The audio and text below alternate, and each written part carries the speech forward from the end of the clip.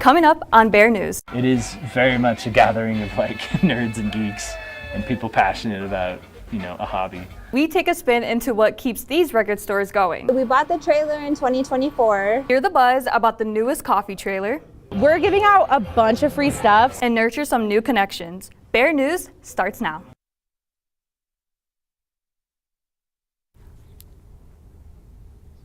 Good afternoon, Bears. I'm Alicia Flores, and you might be wondering, where's Jalen?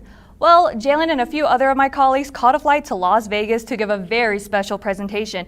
I personally can't wait to see how they do and what they talk about. But don't worry, guys, I can hold down the fort. Without further ado, let's get right into it. Before we jump into current events, you may have heard about the Voices of the Holocaust events taking place in Greeley last week. Starting on the 12th, Greeley has been the host of a wide selection of events that aim to educate, inform, and honor the voices of the Holocaust. One major event included a keynote given by Sylvia Ruth Gutman at Ames Community College. In her speech, she discussed themes of family, resilience, and rebuilding character following tragedy. Who is my surrogate mom, my person. She loved me unconditionally, no matter how messed up I was, how crazy, how selfish, how greedy, how needy. Loved me no matter what. But that was just one event from the whole week of remembrance. Make sure you tune in next Monday to get the full picture. More than 400 drivers are off the road today after a driving school was shut down for fraud. The state suspended the Academy School of Driving in Colorado Springs following a deep dive investigations. Officials say the school engaged in systematic fraud, including shortened road tests, written exam cheating, and financial exploitation. Now, hundreds of former students are left scrambling to retake their test and are fighting to get their money back. Even for the people who aren't affected, this is still a worrying situation. I didn't think especially a school that I would get my driver's license from would have committed that type of thing. It was kind of crazy to figure out. Recently, findings of Cesar Chavez sexually assaulting co-workers and children have came to light. With the findings, UNC is getting ready to make some changes. On Thursday, students received a survey from Student Affairs asking their thoughts on renaming the Cesar Chavez Cultural Center. The questionnaire sought out feedback on the renaming process and what a potential new identity for the center should look like moving forward. Nowadays, I listen to Spotify in my car all the time, but sometimes it's fun to kick it old school. Over the weekend, Bear reporter TJ Gurney and Rowan Nicodemus took a spin at the record stores. All right, thank you guys. Well, I'm down here in sunny Fort Collins. It is a beautiful day over here. I tried to get here a little bit early because last year I got here about on time and the line was way too long, so hopefully I got enough clearance now. Let's head over there and check it out. But even a couple hours early isn't enough to get you a front row seat at All Sales Vinyl. Just the day prior, the streets were dead quiet with the cold. But now, the line wraps around the block. Last April, our record store day line, before we opened, went down the street and around the block and almost curled around the next block. We had people show up before the sun was down the day before, which is wild. And the story seems to be the same for this year, as people gathered as early as 8 p.m. the night prior to camp out. All of this to, hopefully, get a chance to snag the new releases from their favorite artists. So Record Store Day is sort of an international celebration of vinyl records and those that engage with the collector's hobby. A lot of people north of Denver come here first, and then we get people from Wyoming coming down. And it's really interesting, actually, as the day goes on, you see these waves of people. And Sean wasn't joking. Passionate music fans were allowed in as groups to accommodate the small size of the store. In the back section was where the action was at. Exclusive Record Store Day releases for the real fans out there. And near the front, Record Store Day general releases. More accessible records to buy while still giving that special experience of the search. And yet, even with the hectic lines and the large groups, first-timers still had good things to say about the experience.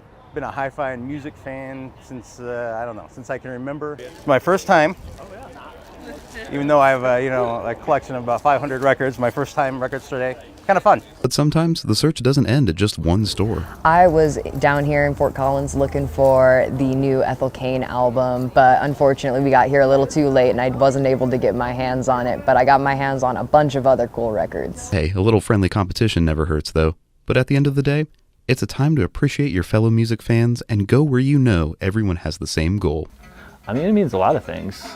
Access to stuff that you never thought you'd see. Also, it literally is a coming together of community. It is very much a gathering of like nerds and geeks and people passionate about, you know, a hobby. Well, it was a busy day down here for All Sales Vinyl. It's great to see the community come together. Me, myself, I'm a huge music collector, but I wasn't able to get my hands on anything cool. So, Rowan, hopefully you had better luck over there. Can you hear me? Yeah, TJ, I can hear you loud and clear. Here in downtown is the Downtown Sound, the heart of all record lovers. Record Store Day has been around for a while now. I think it may be going on 15, 20 years. On Saturday, Greeley residents celebrated the 18th annual Record Store Day at our locally owned record shop, Downtown Sound.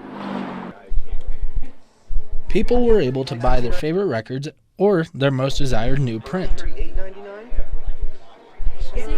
Whether you are young or old, there are plenty of records for music lovers of all ages. Even though customers play a big part of Record Store Day, they aren't the only ones who benefit from it.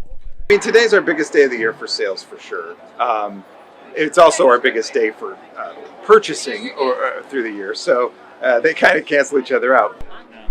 So be prepared and start marking your calendars for the next Record Store Day, which will be held April 17th, 2027, and keep an eye out for what new limited vinyls you can get your hands on. Physical media is making a huge comeback, and people are realizing after a few years of everything just being streamed that there really is a value in holding something in your hand. And this is Rowan Nicodemus with Bear News. Now passing off to Alicia at the desk.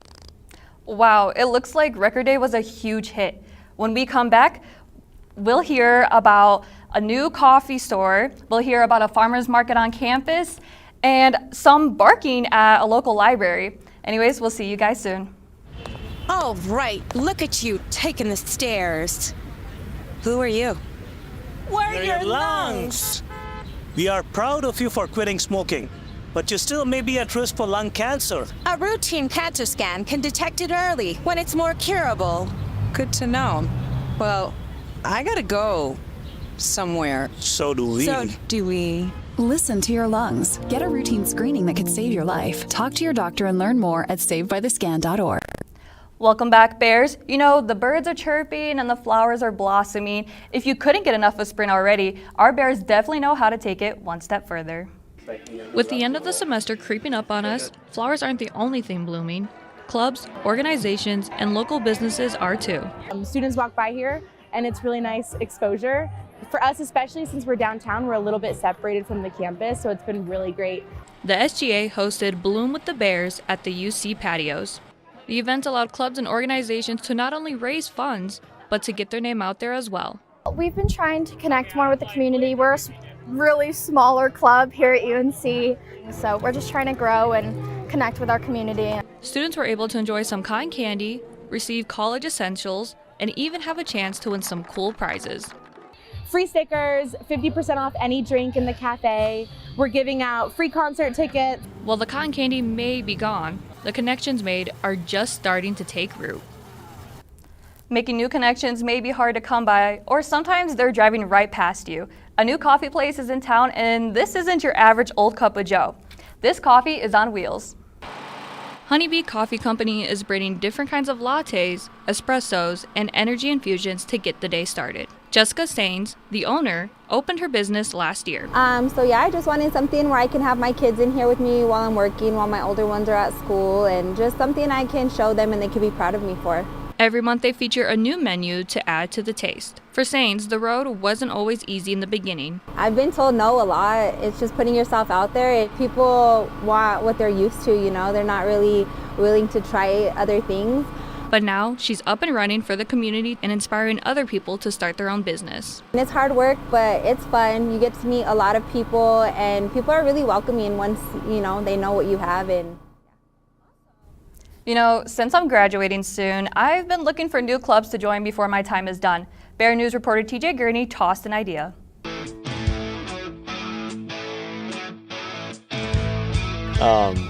We're still one of the smallest clubs on campus, and like even if I'm just out playing during the school day or things like that, every once in a while I'll still get some looks from passerbys and things like that. For the majority, we do practice here. It's nice to have a course on campus, so not having to really get in your car and drive anywhere is nice, but there are also a couple other courses in Greeley that we'll go to from time to time. The course that Evan is talking about is Ursa Major, and you've probably even seen the goals posted throughout campus. And though students may see the group in passing, the Frisbee Golf Club remains one of the smallest, as they have less than 10 members. Disc golf is such a big community worldwide that for us to only have 8 people here seems a little surprising to me.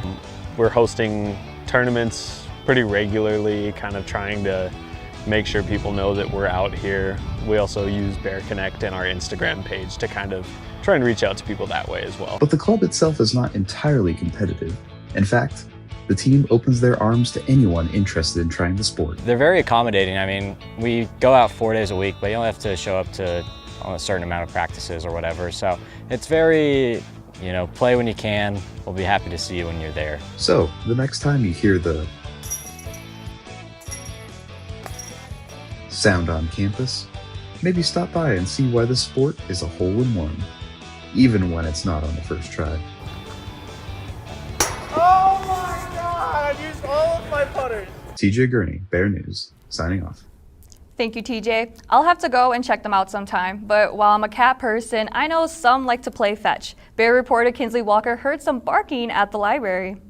In the children's section at the Centennial Library, you can find therapy dogs the second Monday of every month. But what are they even doing there? Children gather with these pups to read them books in hopes of de-stressing from their busy days in elementary school. An event called Pause to Read. There are loads of different dog-themed books the children can choose from to read to these different furry friends. There is Albert, who thinks cameras are a little scary, Poppy, who was just excited to be there, and Tori, who thought it was just a little warm in the library. But there was one who is everyone's absolute favorite. This is Samson. Samson is a certified therapy dog that began his training over 6 years ago, and he is following in his dad's footsteps of serving the community. He's my second dog. I'm a retired firefighter, and it was on my bucket list to share him. So we work with the library, we work with counseling services, we do hospital visits at Northern Colorado Medical Center. So it's about him giving back, be able to give back. So that's kind of what we've done. Even through Samson's hard work, he really does love listening to children read to him, even if he does get a little sleepy. Thank you, Kinsley. I hope the library allows cats because I know my Via would love to be there. But anyways, thank you guys for tuning into today's show, and don't worry, you'll see Jalen and Kinsley on Wednesday. Bye.